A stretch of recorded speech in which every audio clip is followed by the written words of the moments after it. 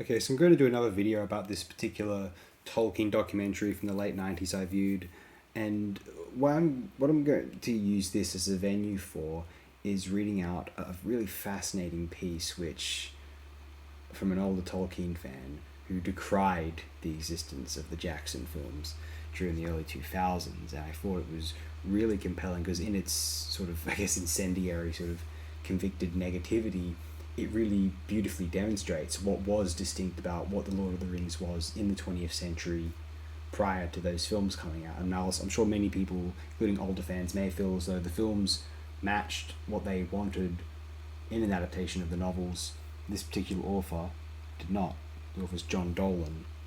And just before some clarification, whereas the rest of Kurosawa, they're on the way. Life's been a bit slightly tense, so I haven't had time to really sit down with those sort of works, much less pen anything particularly interesting. And even if I had seen the films, I think I would still need. I mean, I've seen the films before. I want to watch them again. Just partly because I want to watch them again, which is the main reason I embarked on the Kurosawa retrospective, frankly. Not because I felt I had anything interesting to say, but just because I wanted to watch them all again. And this is film of the day, and it's what I've been watching. But I want time to both watch the films and be able to write something at least half decent. And the Kurosawa retrospective has gained quite a number of views and likes lately and new subscribers. So I don't want to come across as too ungrateful. Although I kind of like coming across as ungrateful sometimes because I don't know, some edgy wannabe fucking Gen X fucking millennial Gen Z bullshit. I don't know. I was born in 1996, so I'm sort of I don't have a generational identity. You understand? No. What we're going to do is we're just going to be reading out this piece called Bad Hobbit by the great writer John Dolan. John Dolan, he's actually Gary Bretcher, the war nerd. Now, you may not know what that is. I didn't really. I'm finding out about these individuals after it's all been blown. The cover's been blown. Now, Dolan, the war nerd, he co-hosts Radio War Nerd now with Mark Ames, who was the editor of the magazine, which this was initially published in, The Exile. Sort of a controversial paper, but really bold, adventurous, exciting, and more fucking fun than most of the people who would decry it, and also objectively better journalists, frankly. They covered the period of corruption and the sort of post-Yeltsin period leading into the massive oligarchy, which was sort of both combated and then sort of incorporated by Putin in the 21st century. To learn a lot about how all that went down, watch the I think it stops at 99, but Adam Curtis's compilation of the archival footage, Russian 85 to 99, I think it's called. That's one of the greatest works of documentary editing ever, frankly. Anyway, I'm going to stop waffling on now because most of you have probably left the video, rightfully so, really. This is Bad Hobbit by John Dolan. I just wanted to say, on Radio War Nerd, that's the best podcast or anything I've ever heard, and the only podcast or whatever I used to like was Kevin Brennan's MLC, and this is the only one I like as much or more than that show. That's more of a live stream than a podcast, to be fair, at least now. But yeah, so I just wanted to recommend. If there's one YouTube channel you ought to be, I'm not gonna shit on, it's the Radio War Nerd YouTube channel, which actually isn't updated very much, but just because it represents Radio War Nerd, Ames and Dolan, it's definitely one of the few YouTube channels that's better than this one. Not that this is a very good YouTube channel, it's just that the other YouTube channels, in my opinion, are really, really quite bad, actually. Anyway, speaking of bad, this is Bad Hobbit by John Dolan. The charges: treason and sabotage. Jackson's three Lord of the Rings films are designed to sabotage all the most noble and unworldly elements of Tolkien's story, depriving poor Middle-earth disciples of their last dream refuge. Jackson's motive for this odious crime is in part simple lust for fame and money. He may not have set out to destroy Tolkien fans' capacity for faith in the trilogy The poisoning of their mental Middle-earths may be, let's say, collateral damage in Jackson's campaign to make a version of Lord of the Rings which, by reversing the charge of Tolkien's books, would reassure and flatter real-world people, the ones who read the financial section and like sports, in the process creating a sort of cinematic deprogramming for the faithful and anti-Lord of the Rings. Or was it malice? After watching the three films, the real-world types will exit relieved and confirmed in their heresies, while the true soldier of Middle-earth will feel bewilderment followed by depression, then at last the withering of one's precious private Tolkien shrine. Worst of all, most Tolkien fans will suffer this without understanding how evil Jackson's films really are, because he has created superficially faithful versions of the trilogy, with dialogue largely taken from the books, and narrative pretty much scene for scene from the original. It is via more subtle devices like purposeful miscasting and shifts of emphasis that Jackson envenoms the three films. Jackson's first portrayal is one of emphasis. He consistently tilts the story toward what is little, away from what is most high, difficult and anti-real in Tolkien. Above all, he defiles the elves, Tolkien's finest creation. In this, at least, Jackson seems to show real malice rather than simple lust for mass popularity. He truly hates the elves, and loves their Philistine antithesis, the hobbits. Jackson is on record as saying he identifies with the hobbits. As many adoring Jackson profilers have pointed out, he even looks like a hobbit. He's short, fat, and hairy. There's nothing wrong with that, of course. True Tolkien fans are often no feast for the eyes, because ugliness, sexual ineligibility, is one of the most travelled paths leading people to reject the actual world for Middle-earth. I should know. Jackson's affinity with the hobbits is ideological. He's simply most at home with what the hobbits represent in Lord of the Rings, their cosy, low, quaint villages of the Shire. The part of Middle-earth which Jackson can't grasp, let alone depict convincingly, is the high and alien doom of the elves. Tolkien's elves are a rare instance of successful 20th century sublime. They have nothing in common with the malign Siddi or Victorian fairies in The Guardian. They are tall, distant, virtually immortal, and heartbreakingly beautiful. Unlike all the most precious things in Middle-earth, they are already on the decline, making way for the age of men. If you can't do the elves properly, you can't do Lord of the Rings. You end up with what Jackson, in Hobbit-like affected modesty, has said he made of the trilogy: action films. While slighting the elves, Jackson pampers his wretched hobbits. They become a sort of cultural flypaper. Every distasteful fad in millennial low culture sticks to their furry pelts, lovingly showcased for the Philistine viewer to cuddle. For example, the voguish cutesied-up Celtic Vogue is indulged when we meet Pippin and Merry, who trot out every Celtic cliché going, from vaguely Irish/Scottish accents to red hair, hearty appetites, and charming fecklessness. When Pippin sings a quasi-Celtic song to the Steward of Gondor, you'd think you were listening to a Lucky Charms commercial. To be fair, Jackson didn't entirely impose this cornpone on the story. It's there in Tolkien's characterization of the lesser hobbits, something archaic, quaint, arising from Tolkien's Tory anti-industrial feudal bias, and to some extent rural and archaic shade into Celtic.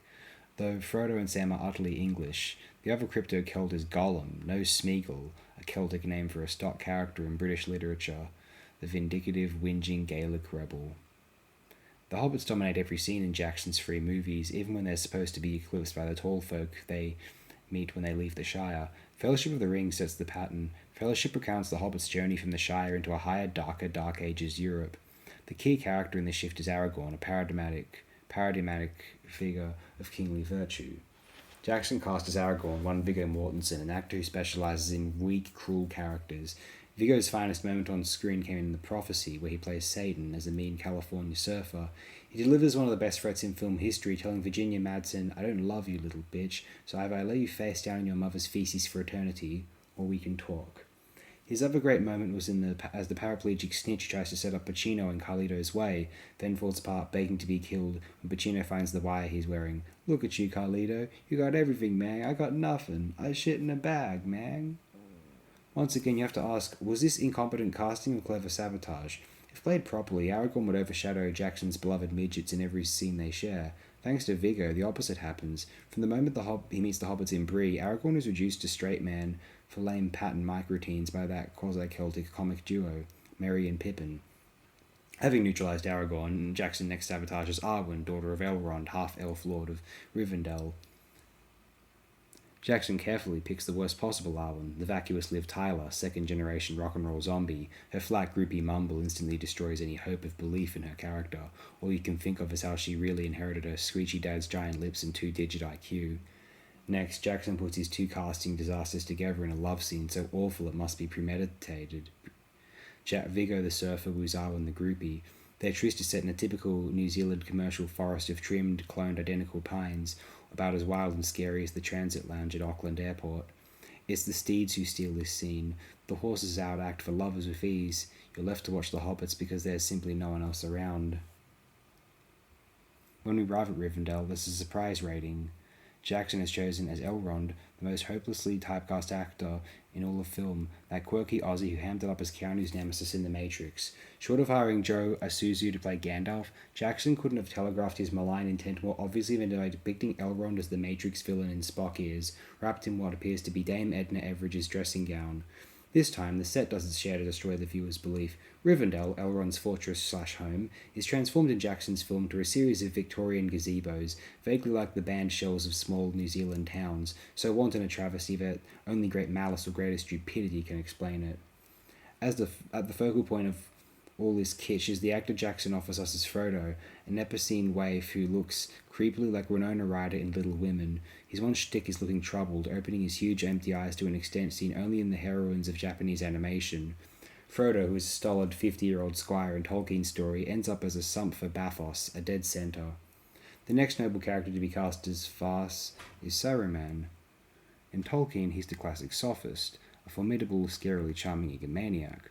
And Jackson gives us Christopher Lee, the oldest working vampire in the film business. He's Christopher Lee. He can never be anyone but Christopher Lee, an old man with the face of a petulant horse. Farce is piled on farce. Jackson stages the wizard's duel between Gandalf and Saruman as a Naked Gun remake. Not a contest of deep and subtle minds, but a new comic martial art, geriatric magic wand kung fu. For a long, long time we watched woe-aged, fey, British thespians in lank white wigs and beards zapping each other with their hippie sticks. It was here that the audience started laughing outright. That was my first clue that it wasn't just me, that something really was seriously wrong about this movie. But I'd misread the laughter. It was a mark of trust. The wary, untutored viewers were relaxing. They decided to trust Jackson, let him ease them through this thorny, long-avoided text their weird nerd friends used to bore them about. It was safe after all. An action movie.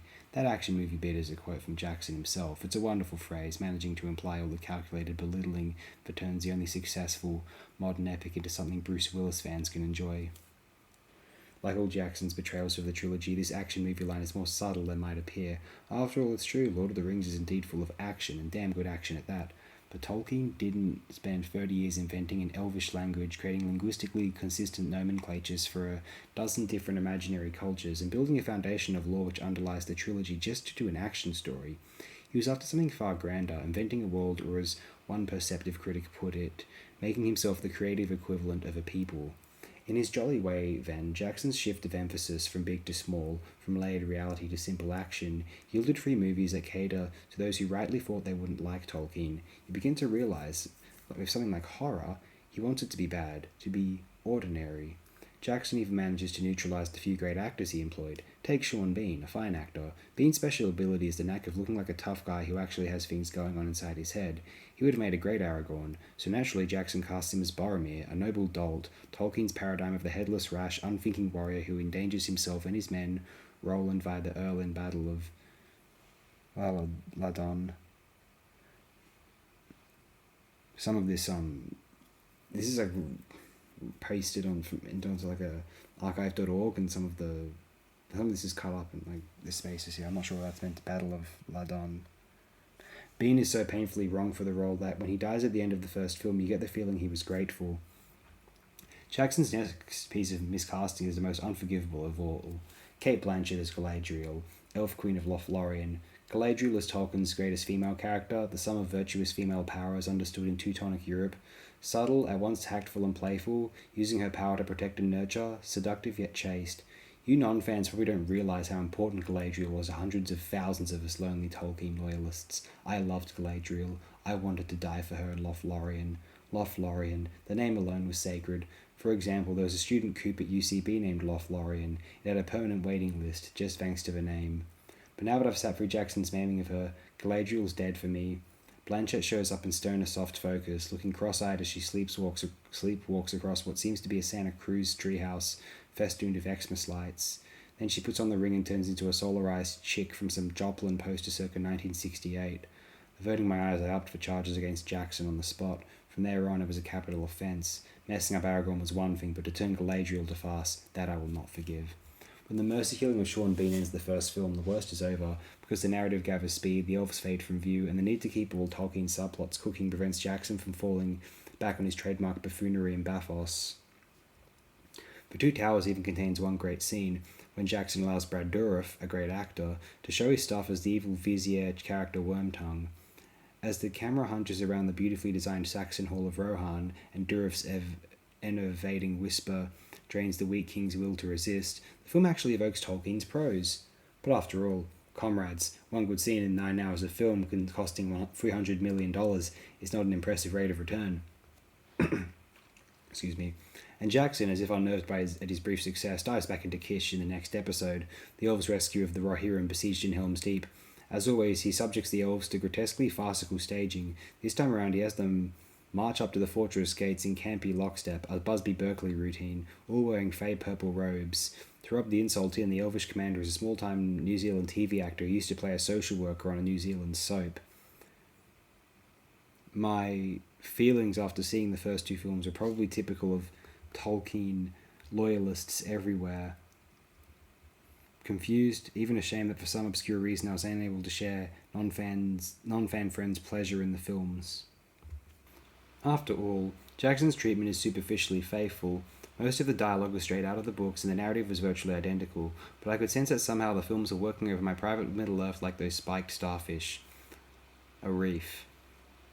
I sat down to watch the third film, Return of the King, as nervous as at a final exam, and after 3.5 long hours of wary viewing, I had to concede that Return of the King is a decent movie, far better than the first two. But for we Tolkien fan who had already suffered through Jackson's Fellowship and Two Towers, the third film was too little too late, but already developed a Pavlovian aversion to Jackson's stock shots, dozens of lingering close-ups of Frodo, Winona's unvarying teary stares, slow-paced, hardy ha-ha samples of Pippin and Merry's vaudeville backchat, Tyler's, I'm not going to say the R word, elf maiden groupie attempting to register some human emotion, and Aragorn's pinched, sneery profile shuffling around, attempting to look like a man in charge and conveying only the beady-eyed woofing of our own C&C. Still, fair's fair. Return doesn't seem designed to destroy Tolkien's story the way the first two films were. Unlike them, Return is a war film, and war is something Jackson and his scriptwriters can grasp. Indeed, they do a creditable job in patches. Words like creditable and dogged keep popping up as I write this, like a queasy thesaurus trying to soften the blow.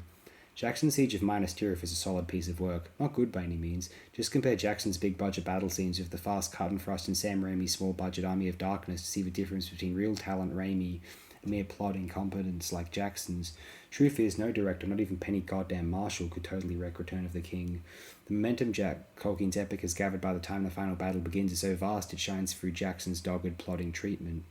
But this faint praise is all the film deserves. All too often, Jackson's casting shows the same downright malevolent attitude toward all of Tolkien's aristocratic characters. Thus, Eowyn, a sword-worthy Valkyrie who rides to battle disguised as a man, is played by a New Zealand actress whose rosy little features would fit better on a milk commercial. And whenever Jackson has to front up to the task of transferring Tolkien's sense of horror to the screen, he flat out blows it. The worst failure is his Mordor. Mordor, the scariest place in all literature, just ain't scary in Jackson's movie. Sam and Frodo trudge up and down gravelly slopes with dry ice smoking in the background. It's as scary as a high school Halloween party. By this time I was reading everything Jackson did as premeditated sabotage, so he must have dulled down Mordor just to keep the non-Tolkien audience from getting too scared. Or was it simple incompetence? Maybe he's just no damn good. And the bastard kept up his practice of emphasizing the nastiest, most sentimental Hobbit-centric scenes at the expense of all Tolkien's wider, colder narratives. So naturally Jackson offers a heapin' helpin' of Tolkien's most repellent episode. Sam's blubbering, submissive love blubbering to his dear master Frodo as the pair trudge toward Mount Doom. Jackson didn't invent this vile stuff. Tolkien gets the blame for it, poor fucked up bastard, genius though he was. All Jackson did was manage to amplify the worst of Tolkien's tale yet again. After enduring Sam's weepy bootlicking love scenes, You start to see Gollum's point of view. Nasty fat hobbit, we hates it. Precious, yes, always kissing up to master. Jackson's Gollum is a decent creation. It would almost have to be. Gollum is by far the easiest character to translate to our Philistine sensibility, for the simple reason that he's a 20th century character, the only one in the whole trilogy. Parachute Gollum into J. Alfred Prufrock's neighbourhood and be right at home. In fact, the middlebrow move would be to make Gollum a sympathetic character, the same sort of formulaic value reversal that led half-baked poets to call Judas the only decent apostle, and half-bright screenwriters to turn Hannibal Lecter into Jodie's best pal. You can count on Jackson to swallow and pass along that sort of lame-received idea. Sure enough, Return of the King opens with poor Gollum, still a wee hobbit, falling under the ring's spell, strangling his brother and ending up the desiccated voice be all love. Poor little murderer. St. Gollum right up there with St. Gacy. Tolkien, of course, would have been disgusted at this crap. He knew exactly what he was doing when he made Gollum talk like Eliot's Londoners. He hated our world. Hated it advisedly.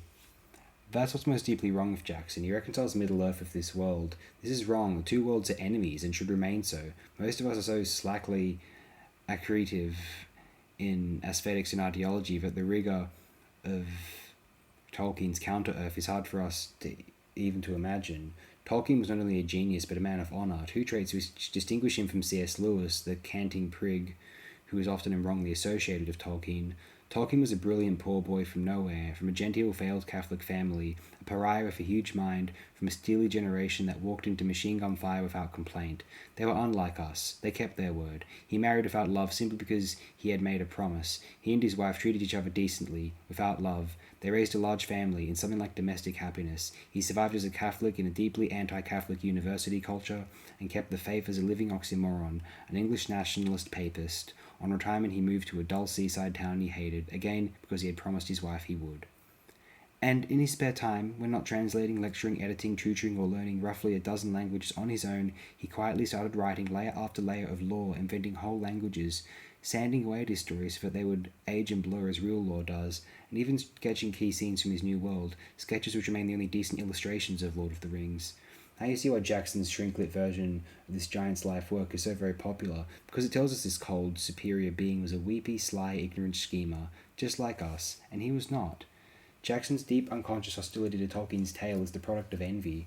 Tolkien's generation was so far superior to us that even now we feel it, and hate them for it. If you saw Cameron's film Titanic, you saw a work very close in tone to Jackson's Tolkien. Pope, another English papist Prometheus, actually predicted Cameron's film almost 300 years ago in his essay Peri Baphus, or the Art of Sinking, forecasting that future epics would pander to base middle-class tastes by sinking the in-eye poetry of epic to the mob's level. And Cameron, never having read Pope, rang in the new millennium by doing so, very literally creating an art of sinking, and those who sink in this vile film were the European elite of Tolkien's generation. Cameron's script first vilifies them as cowards, our vice, not theirs, in fact the one vice of which they were demonstrable not guilty, then gloats over the Supermen's slow drowning. The heroine is a survivor in our trademark Gollum style. She says, "I'll never let go," just as she lets go of the hero's hand, letting him sink into the deep. She shows up as a 100-year-old populist crone with a cute habit of telling sexually explicit stories, effectively assuring the audience that the colder and higher world that died in Flanders never really existed. Titanic is one long, gloating savour of our better's extinction. It's a very happy film. What Cameron did in that record-breaking hit film, Jackson does in his anti-Tolkien trilogy, stroking the mob's sullen envy, assuring us that Middle-earth is full of regular people. At the end, when Frodona and the Matrix guy show up at the Grey Havens, the true Middle-earth loyalist will be in pain, suffering something like the bends in aesthetic terms as he zooms up to our shallows from Tolkien's chilly profundus. You may tell yourself that the worst is over, but you would be wrong. Jackson gives his fans their full vindicative money's worth. Not even in this last scene does he fail to kick the nobler world on our behalf. All is reduced, one more time, to farce without humour. In Jackson's staging of this saddest of all Tolkien scenes, the ship in which the elves are to depart appears to be one of those swan-prowed boats one can rent in some park ponds. I'm not sure whether it actually had foot paddles or not, but it looks like it would go for about $5 an hour with a bag of duck feed thrown in. Beyond it lies a painted ocean. I mean, obviously painted, unmistakably fake. Hugh wins, thinking, damn, why so bad? Then you remember, Jackson wants it to fail. He isn't making these movies for you stupid Tolkien nerd. He's making it for the hundreds of millions of anti-Tolkien viewers out there. It's their inoculation against Middle-earth, and if it cures you too against your will, too bad for you, loser. Jackson may be a fat, fuzzy nerd on the outside, but inside, hey, the man's as slick as that Lakers coach guy. The final scene maunders on and on as when Frodo takes his leave of every single damn character in the movie. Not only does the scene resemble Judy Garland's goodbye to the Tin Man at all, Fred Wiener actually manages to look and sound creepily like Garland, with his anime eyes glistening. But Jackson's preferred world is, after all, the quaint little Shire, so he fade to black on an image of Sam, Frodo's servant, and her friend, cuddling his wife and children in a surprising display of latent heterosexuality. The little is true, the big is false, the ordinary is good, the alien is silly. That's what you take away with you from this 9-hour conditioning session. If you always disliked and avoided Tolkien, you're probably feeling amiable, relieved, you've seen the damn thing, you can talk about it if somebody brings it up, and it wasn't too bad. If you're a believer, you're crushed, and you probably don't even realise what's been done to you. After all, it was a faithful adaptation, wasn't it? It's such gratuitous cruelty toward people who have so little in the first place. It keeps reminding me of that Bible verse, the only one that ever rang true. To him who has much, more shall be given. To him who has little, it shall be taken away. You may not realise it for months, but Middle-earth has been taken from you. One question must be asked, if only for the appearance of fairness. Could anybody have made Lord of the Rings into movies without ruining it? Tolkien didn't think so, though he took the money Hollywood offered for the film rights. He said over and over that Lord of the Rings couldn't be filmed, period. And he's probably right. Still, it's kind of fun to imagine Lord of the Rings by various other directors. Take Sam Raimi. With somebody like Milius, well, he's written Milnius there, doing the script, Raimi might have done the battle scenes better, but he'd have messed up the elves even worse than Jackson did. And a populist gung-ho type like Raimi would probably have slopped in some ham-handed anti-terrorism allegory, some smart-ass quips as the heroes decapitated an orc, Aragorn sneering, hey, don't lose your head. Let's not even think about that one. So who could have done it right? Maybe Eisenstein. You'd have to slap the Soviet cant out of him, put a sack over his head, lock him in a motel room in Idaho for a week, and smack him around till he drops the proletarian babble, then read him Lord of the Rings. You'd get the elves, perhaps, and God knows he'd ace the battle scenes. Living directors? Ridley Scott, maybe, back when he was good.